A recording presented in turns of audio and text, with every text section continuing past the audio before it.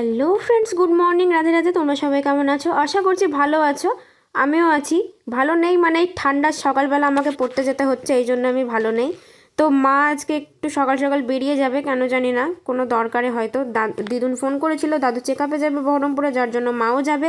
তাই দেখো সকালবেলা মা সব কাজ একা হাতে করে নিয়েছে। বাইরের বেড কভার চেঞ্জ, বিছানা তোলা, ঘরের বিছানা তোলা, তারপরে ঘর মোছা, ঘর ঝাড় দেওয়া সব কিন্তু মা করে রেখে গেছে। রান্না বান্না আমি শুধু পুজোটা করেছি। তো এই যে দেখো আমার গোপুসোনা কি করছে এখানে। সকালবেলা কিন্তু আজকে ছোট গোপালের মা এসে নিয়ে গেছে, তাই আমার গোপালটা একটু মানে পাটনা ছাড়া হয়ে গেছে, ওর একটু মন খারাপ। আর এই যে সকালবেলা বাবা কিন্তু বাড়ি চলে এসছে। এখন বাবা একটু বেরোবে, দিয়ে তারপরে আবার বাড়ি আসবে, দিয়ে মা বাবা দুজনে বেরিয়ে যাবে।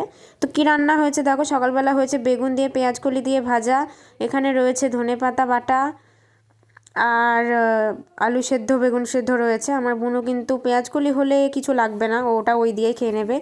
তো এই যে তোমরা দেখতে পাচ্ছ আমার মা কিন্তু রেডি হয়ে গেছে।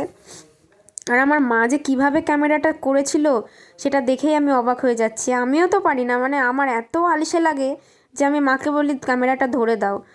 আর মা একা একা কী সুন্দর দেখো ক্যামেরা ধরেছে, দিয়ে মা রেডি হচ্ছে। মা কেমন লাগছে অবশ্যই জানিও।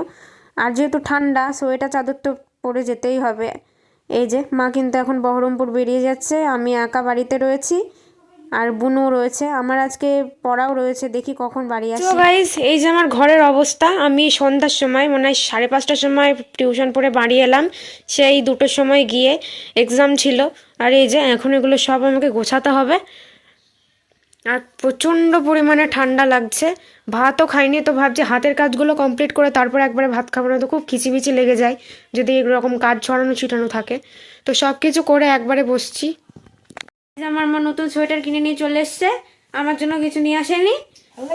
আমার জন্য ওর জন্য দিয়েছে, মার জন্য দিয়েছে, আমার জন্য নিয়ে আসেনি। দেখাবো মা, ভালো লাগছে? বুড়ি বুড়ি লাগছে। তুমি ওই কালার নিয়েছো কেন? ও মা, এটাই ভালো লাগছে মা। ও মা, তোমাকে এটাই ভালো লাগছে। লাল ফাল পরা অভ্যাস, দে এই কালারটা পরে কেমন কেমন লাগছে আমার। এবার সাজুগুজু করার পর কেমন লাগবে জানি না। আয় লাইট বন্ধ করে নিয়ে আয়, যা চাদরটা নিয়ে আয়, দি দেখা নিয়ে আয়। মা নিয়ে আসো।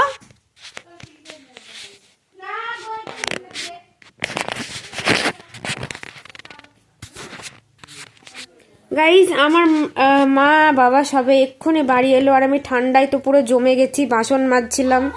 দেখো পাটে সবে শার্ট করছি, তো ঠান্ডার জন্য শার্টই করতে পারছি না। কই নিয়ে আয় রে। এই যে গাইজ আমার বোনু তোমাদেরকে কি দেখাবে, ওর জন্য সোয়েটার নিয়ে এসছে, তাইও সেটা তোমাদেরকে দেখাচ্ছে। এই যে এটা কিন্তু উলের সোয়েটার, খুবই গরম। টুপিটা তোল, টুপিটা তোল। এই যে কেমন লাগছে জানাবা সবাই। ভাল লাগছে। এটা কিন্তু লাল কালার।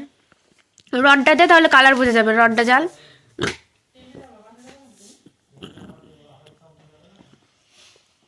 দেখাও তোমার, তুমি দেখাও তো, দেখাতে পারছে না, দেখাও তো। ধরো এটা, ধরো। ও মা, এটা ধরো না, ধরো না, ধরতে হবে না, থাক।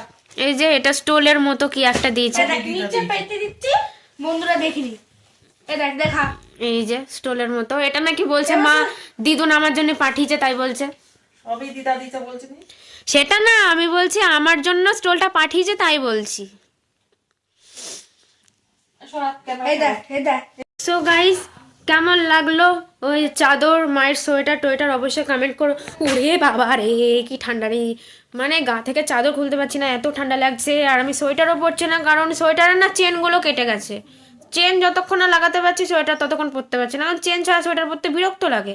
তো যাই হোক, চলো ভিডিওটা কেমন লাগলো অবশ্যই জানিও। বাবা মাই মাত্র বাড়ি এলো, আমার খাওয়া দাওয়া কমপ্লিট, বাবা মা এখন খাওয়া দাওয়া করবে, তারপর ঘুম হবে। আর আমিও আজকে খুব টায়ার্ড হয়ে গেছি, তাও আমাকে পড়তে তো বসতেই হবে। তো চলো সবাইকে টাটা, ভালো থেকো, সুস্থ থেকো, সাবধানে থেকো, টেক কেয়ার।